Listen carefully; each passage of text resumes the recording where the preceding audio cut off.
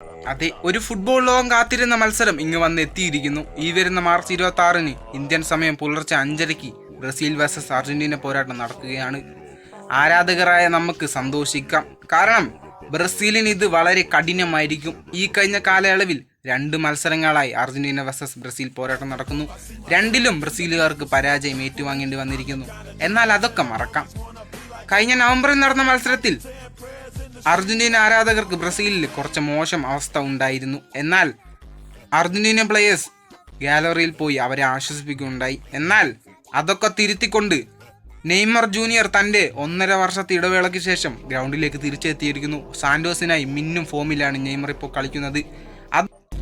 അത് വലിയ ആത്മവിശ്വാസം നൽകുന്നു ബ്രസീൽ ആരാധകർക്ക്. എന്നാൽ ബ്രസീൽ തൻ്റെ വേൾഡ് കപ്പ് ക്വാളിഫയർ മാച്ചിൽ പോയിന്റ് ടേബിളിൽ 5ാം സ്ഥാനത്താണ്. ഈ മത്സരം വളരെ ഇമ്പോർട്ടൻ്റ് ആണ്.